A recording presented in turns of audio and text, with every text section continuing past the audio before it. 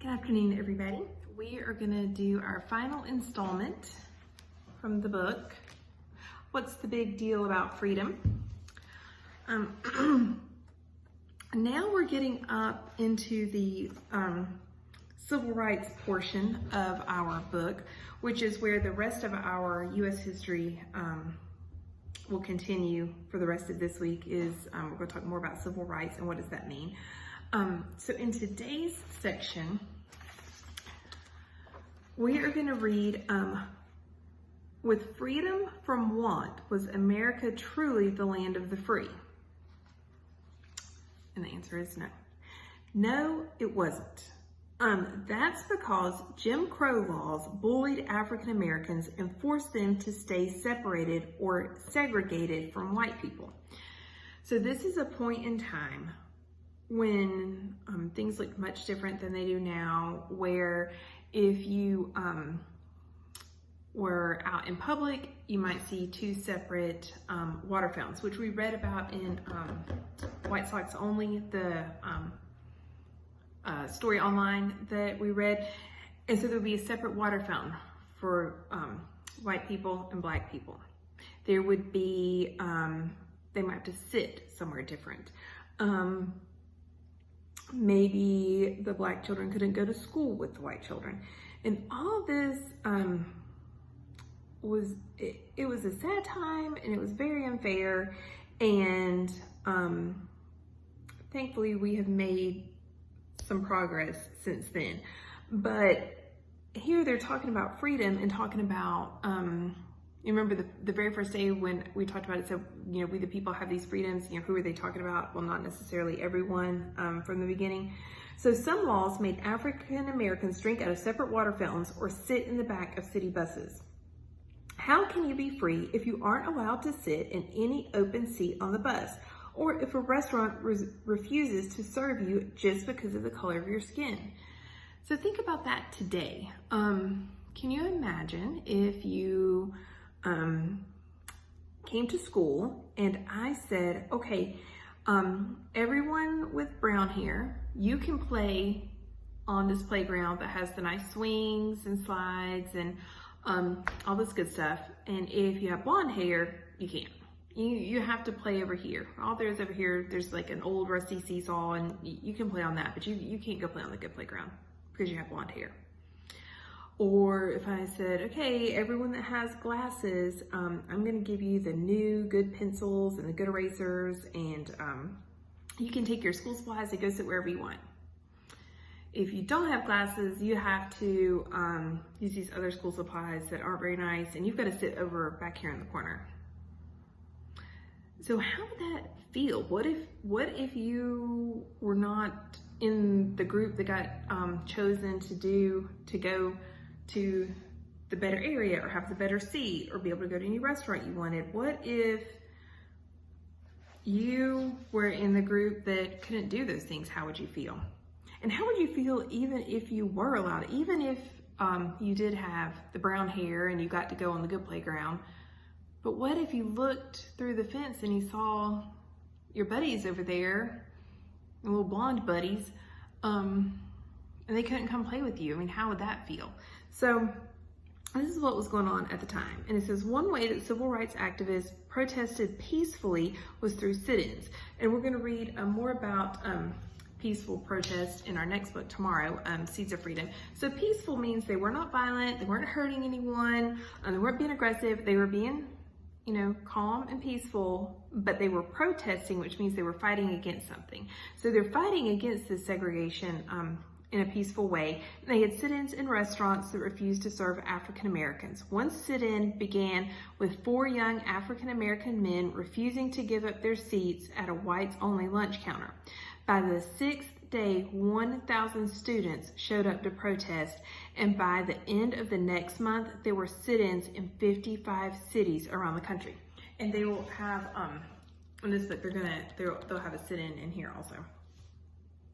So Martin Luther King famously said, "I have a dream that our 4 little children will one day live in a nation where they will not be judged by the color of their skin, but by the content of their character. Shouldn't we all be judged by who we are on the inside instead of how we look on the outside? So the content of your character, that means, who you are deep down inside, who you are as a person, not the color of your skin, but who are you as a person? Other laws stopped African Americans from voting. So here we are, we're saying that in America isn't the great thing that we don't have a king, that we can elect our officials. Well, that is great if you can vote. Women, African Americans, Native Americans, these people were not allowed to vote initially.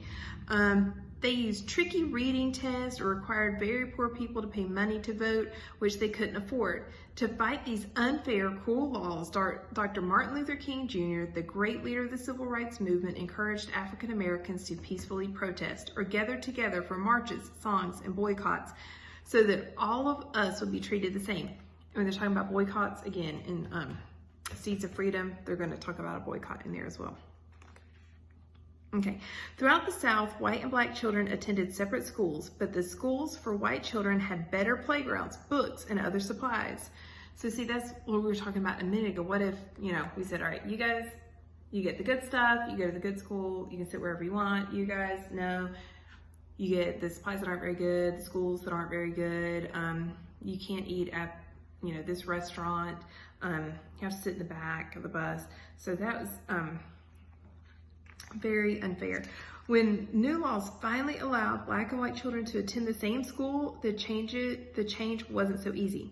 Brave Ruby Bridges was 6 years old when she was the only African American to attend an all-white school in New Orleans.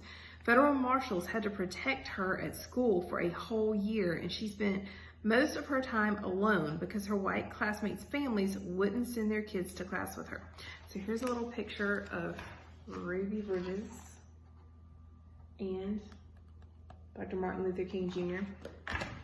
So these are people that helped fight for civil rights.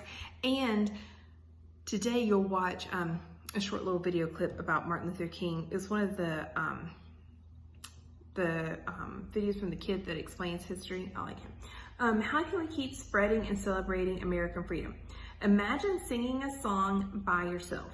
The melody might be clear, but no one can hear you from far away. As more and more friends and neighbors join in, the song gets louder until your voices can be heard far and wide.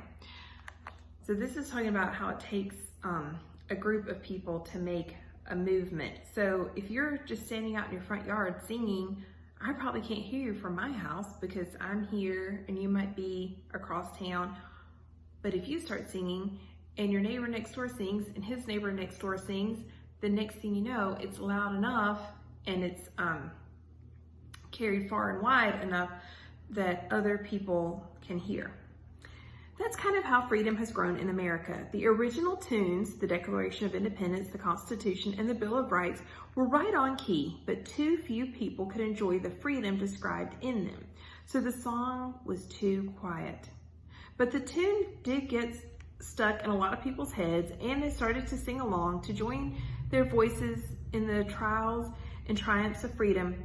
The choir grew stronger until the song could be heard around the world. Our growing freedom here inspires people from all over the world to know that their voices matter. Okay, so I want you to watch the little video clip about Dr. Martin Luther King Jr. And then tomorrow, we'll do a little work in this book, Seeds of Freedom, and do a couple of projects with that.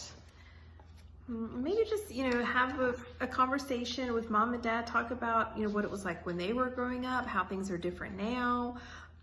Might talk to grandma or grandpa about how things were different even back then. And they talk here about singing how freedom is like singing a song. And so that's why I included all the way back the beginning of the week, those songs about freedom, which I thought were really cool. All right, guys, I'll see you in the morning.